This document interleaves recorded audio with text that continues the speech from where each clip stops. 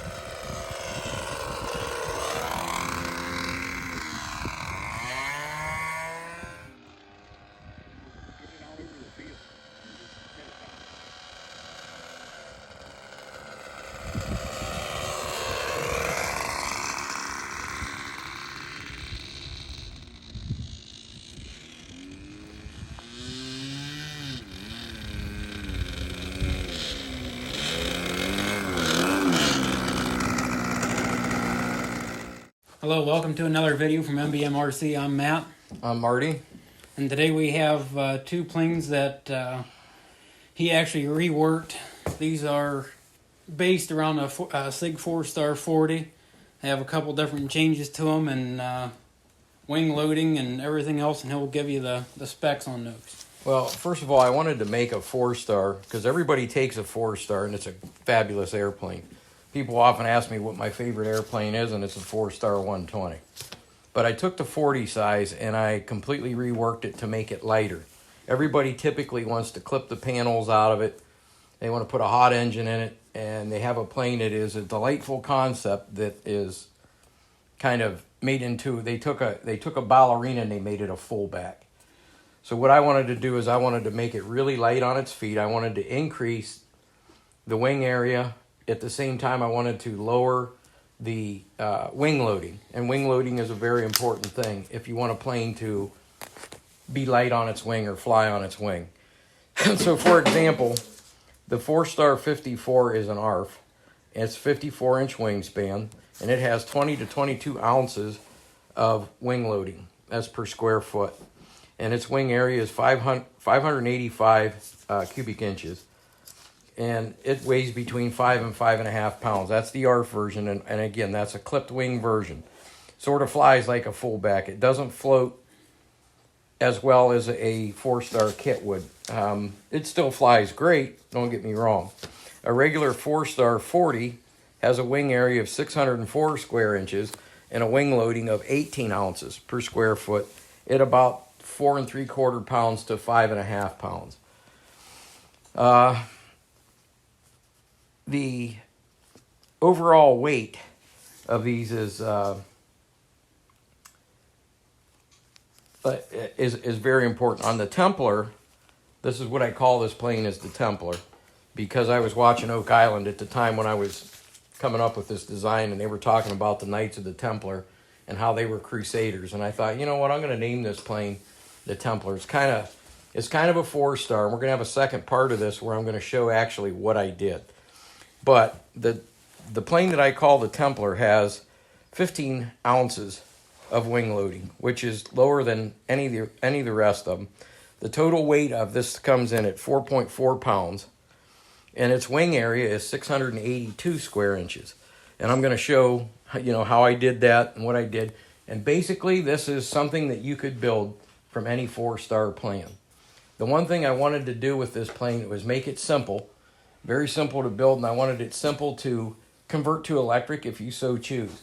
I did something that the 4-star doesn't have, and actually Matthew came up with this setup, and it is a magnetic hatch.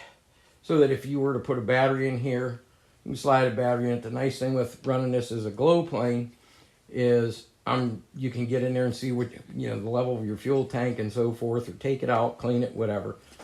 But yeah, it just goes in, it's magnetic, pops right in. The other thing I found with the lighter wing loading and the lighter airplane, I was able to fly this. I got a 35AX in this OS, and it unlimited vertical, more than enough power to fly it. We put a 46 LA in Matthews, and it's an older LA. It's a bushed engine, great engine. They run forever, last, and it's good on fuel. Pulls the plane really good. It's got an 11.6 on it.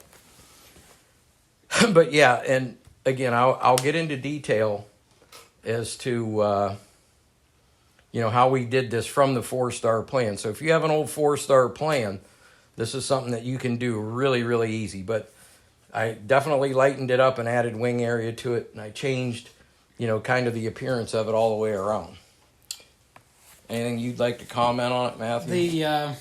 Some of the changes he mentioned, the hatch. I put 6-ounce tanks in them. If you could lower the floor down a little bit, you could probably get an 8 in there. Instead of the hood of a traditional 4-star with the formers on it, it's just a 1/4-inch sheet. Keep it simple. The turtle deck portion of it, it just has a piece of 3/16 by 3/8 hardwood. Kind of give it a little flared out look on the turtle deck instead of that big rounded 4-star look. Which that also increases the flow to the rudder a bit. And then yet again, it's got the fall-off wing tips on it. The elevator's kind of shaped to match. The rudder's a little bit different. And it's pretty much I think it flies and lands a little bit better than the 4-star 40 does. Overall, I like the way it flies because it is so light on its wing. It flies on its wing. You can slow it down next to a crawl.